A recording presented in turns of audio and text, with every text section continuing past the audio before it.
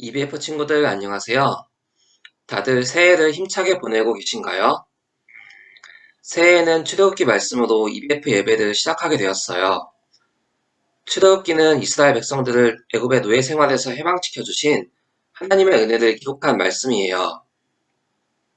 이스라엘 백성들은 애굽에서 노예 생활하며 애굽 왕을 두려워하여 살았을 거예요. 그러나 출애굽기 말씀은 우리가 정말로 두려워야 할 분이 하나님이심을 가르쳐 주고 계세요. 우리 친구들이 출애굽기 말씀을 통해 하나님께 경외심을 가지고 하나님이 어떤 분이신지 배울 수 있기를 기도합니다. 요셉이 애굽의 총리로 있던 시절 애굽에 내려와서 살게 된 야곱의 가족과 야곱의 아들들의 가족은 전부 70명이었어요.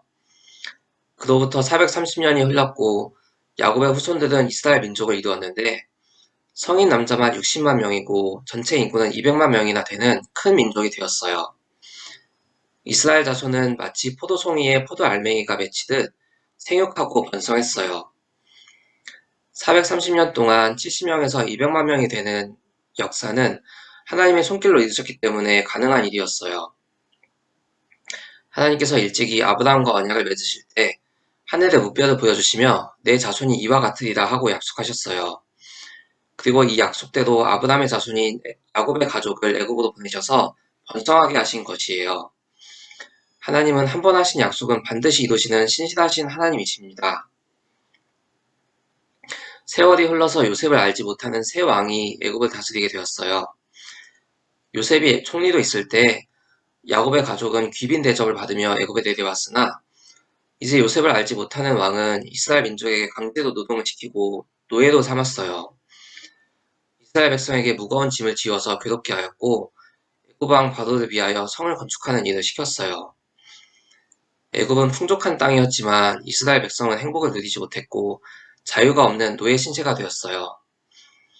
애굽 왕은 왜 이렇게 이스라엘 백성에게 못된 짓을 한 것일까요? 그는 이스라엘의 인구가 늘어나자 그들이 언젠가 적군과 손을 잡고 자신들을 공격할지 몰라서 두려웠어요. 그래서 이스라엘 백성에게 힘든 노동을 시키고 힘을 빼놓아서 그들의 수명을 단축시키고 인구를 줄이려고 한 것이에요. 그러면 이스라엘 백성들은 바로의 생각대로 학대를 받아서 인구가 줄어들었을까요? 그렇지 않았어요. 오히려 이스라엘은 학대를 받을수록 더욱 번성했어요. 이는 하나님께서 이스라엘을 보호하여 주신 덕분이었어요. 이스라엘은 힘든 노동을 하며 체력이 단련되어서 강철 체력이 되었고 자식도 많이 낳았어요. 그럴수록 애굽 사람들은 더욱 근심하게 되었고 이스라엘을 더 괴롭혔어요. 이스라엘 자손에게 일을 엄하게 시켜서 어려운 노동을 하게 하였고 흙 이기기, 벽돌 굽기, 농사일 같은 힘든 일들을 더 많이 시켰어요. 아무리 체력이 단련된 사람이라도 끝없는 노동을 하다 보면 지치고 고통스러울 거예요. 이스라엘은 노예 백성의 서름을 느끼며 고통으로 신음하고 있었어요. 그런데 애굽 왕의 만행은 이것이 끝이 아니었어요. 그는 이스라엘의 인구를 확실하게 줄일 생각으로 이스라엘 산모들의 출산을 돕는 산파 시프라와 부하를 불러서 무서운 명령을 내렸어요. 그것은 이스라엘 여인이 출산할 때 태어난 아이가 아들이면 죽이고 딸이면 살려두라는 것이었어요. 그렇게 해서 남자 인구를 줄이면 이스라엘이 애굽과 맞서 싸울 수 있는 가능성을 확실하게 차단할 것이라고 판단한 것이죠. 이때 이스라엘은 갓난 아기들이 학살당할 위기에 처하게 되었어요. 하나님께서는 이런 위기의 상황에서 이스라엘을 어떻게 도와주셨을까요? 다 함께 17절 말씀을 읽어보시겠습니다. 그러나 산파들이 하나님을 두려워하여 애굽 왕의 명령을 어기고 남자 아기들을 살린지라. 이스라엘 산파들은 하나님을 두려워하였기 때문에 애굽 왕의 명령을 어기고 남자 아기들을 살려주었어요. 애굽 왕은 갓난 아기들을 죽이라고 명령할 정도로 잔인한 사람이었기 때문에 왕의 명령을 어기면 산파들도 목숨이 위태로울 수 있었어요. 그런데도 이스라엘 산파들은 애굽 왕보다 하나님을 더 두려워해야 했어요. 그들은 진정으로 두려워해야 할 분이 하나님이라는 사실을 알았던 것이에요. 왕을 세우신 분도 하나님이시고 왕이 가진 권력도 하나님으로부터 온 것이에요. 왕은 사람의 목숨을 죽일 수 있는 권한을 가지고 있지만 하나님께서는 몸뿐만 아니라 영혼까지도 지옥에 던지실 수 있는 분이에요. 그러므로 우리가 정말로 드려야 할 분은 하나님이신 것이죠. 산파들이 왕의 명령을 어기고 남자 아기들을 살려준 것을 알게 된 왕은 산파들을 불러서 이유를 물었어요. 왕의 명령이 하나님의 뜻이 아니기 때문에 어긴 것이지만 사실대로 말하면 왕이 분노하게 될 것이므로 산파들은 곤란한 입장에 처했어요. 이때 하나님께서는 그들에게 지혜를 주셔서 현명한 대답을 하게 하셨어요.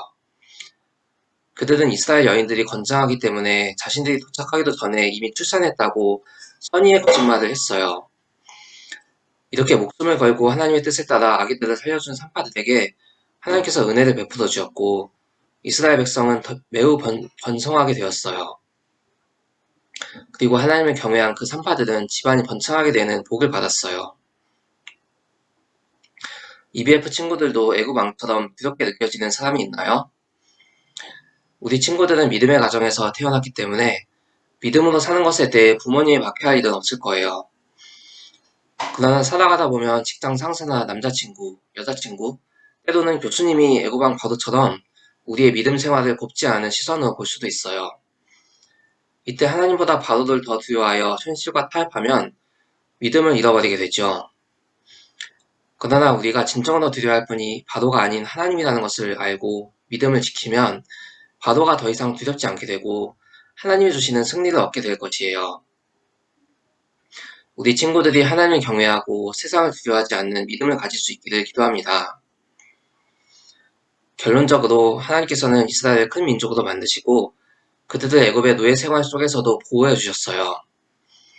그리고 하나님을 경외하는 산파들을 통해 이스라엘의 아기들을 보호해 주셨어요. 하나님은 자신을 경외하는 자들을 통해 하나님의 뜻을 이루어 가십니다. 우리가 정말로 두려워야 할 분이 하나님 한 분이심을 알 때 우리를 두렵게 만드는 세상의 강한 사람들 앞에서도 믿음을 지킬 수 있어요. 우리 친구들이 하나님을 두려워하는 믿음의 자녀들이 되고 담대하게 세상을 이기는 믿음을 가지기를 기도합니다. 선생님이 기도하고 마치겠습니다. 하나님 아버지 감사합니다. 우리가 정말로 두려워야 할 분이 세상의 권세 잡은 자들이 아닌 하나님이심을 배웠습니다. 저희가 하나님을 두려워하는 산파들의 믿음을 배워서 생명을 살리고자 하는 마음 가지고 하나님의 뜻을 실천하는 자들이 되기를 기도합니다. 출애굽기 말씀 통한 EBF 말씀 역사 이뤄주시고 올 한 해 하나님 말씀을 잘 영접하는 한 해가 되기를 기도합니다. 저희가 드리는 예배를 통해 하나님께서 영광 받으시고 하나님 기뻐하시는 예배 되기를 기도합니다. 예수님의 이름으로 기도합니다. 아멘.